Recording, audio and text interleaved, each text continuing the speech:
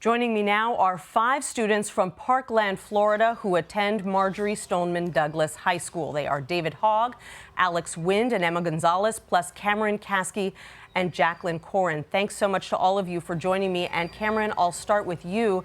You say the adults have let you down. Well, the adults in office have let us down, absolutely. And fortunately, we have a lot of support from the older generations here. But what we're trying to do here at March for Our Lives is say, the adult politicians have been playing around while my generation has been losing our lives. If you see how they treat each other in the office, if you see the nasty, dirty things going on with them, it's sad to think that that's what they're doing while 17 people are being slaughtered and gunned down only yards away from where we're sitting right now. And March for Our Lives has support from everybody. And at the end of the day, this isn't a red and blue thing. This isn't Democrats and Republicans. This is about everybody and how we are begging for our lives and we are getting support, but we need to make real change here, and that's exactly what we're going to do. So, Emma, what is the plan? You say you want to spark a national movement. It's one thing to talk about it. It's another thing to actually make it happen. What are you going to do?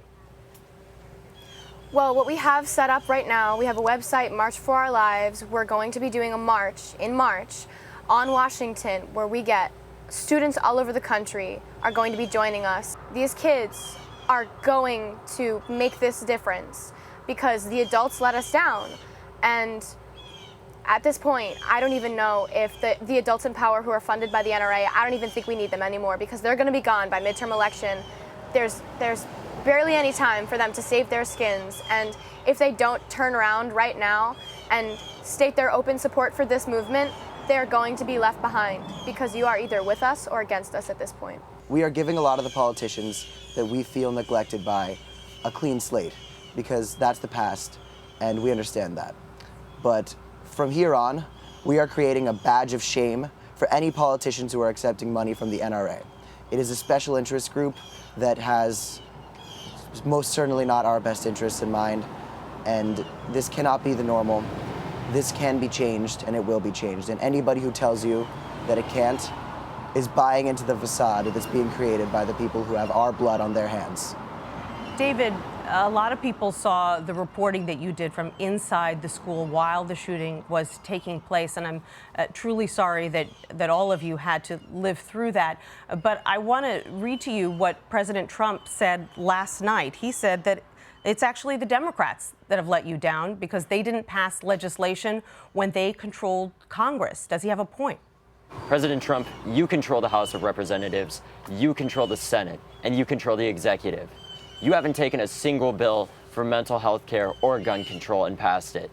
And that's pathetic. We've seen a government shutdown. We've seen tax reform, but nothing to save our children's lives. Are you kidding me? You think now is the time to focus on the past and not the future to prevent the death of thousands of other children? You sicken me. So what kinds of laws do all of you think should be on the books that aren't right now? Well, what I think needs to be on the books right now that isn't is literally any law that's from either side of the political spectrum. If you're a Republican that supports mental health care, we want you out there making your voice heard because that's just as important as gun control or gun safety laws at this point.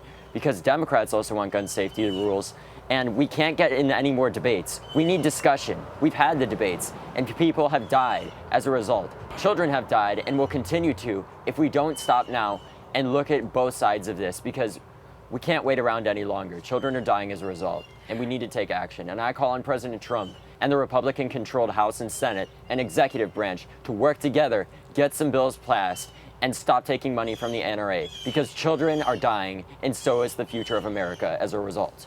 I just want to say something I've heard a lot is the word gun rights, and that has the connotation that we are trying to strip people of their rights. Well, first of all, we have the right to live, and second of all, here at March for Our Lives, at least for me, we don't want to take the guns away from Americans. My father is a police officer, he has guns, and I understand that having concealed weapons is good for protecting yourself. But an AR-15 is not needed to protect your house from robbers. It's not needed to hunt bears. An AR-15 is a weapon of war, and a 19-year-old who is mentally challenged and has problems was able to buy an AR-15 easily. We don't want to disarm America. We want to make America have to work for their weapons, and we have to make sure that everybody who has this kind of power in their hands has been cleared to have it. Because if Nicholas Cruz had gone through 5 minutes with any medical professional, they would have said, this person does not need an AR-15, this person needs a counselor. And 17 people would not have needed graves. Alex, your own Senator Marco Rubio says that more gun laws won't do anything, that anyone who wants to commit violence is going to find a way to get a gun. If you think that, Senator Rubio, then change the way it's easier to get a gun, okay? If you think it's too easy to get a gun, do something about it. Make it not easier to get a gun. March 24th on the March for Our Lives is only the beginning. This is the first march, but I can guarantee it will not be the last. We will be marching for the 17 we lost at our school. We will be marching for everyone we lost at the Newtown Sandy Hook shooting, at Columbine, at Virginia Tech, in San Bernardino, Orlando, at the Pulse shooting, and at Las Vegas. This is only the beginning, and March 24th, things are going to change. It's not our job to tell you, Senator Rubio, how to protect us. The fact that we even have to do this is appalling. Our job is to go to school, learn, and not take a bullet. You need to figure this out. That's why you were unfortunately elected. Your job is to protect us, and our blood is on your hands. Well, I know that millions of people are watching to see where you take this movement. You've already got tens of thousands of followers online, and we'll be watching to see if you're able to change a pretty entrenched political dynamic here in Washington. Thank you so much to the 5 of you for joining us today. Thanks for having us. Thank you.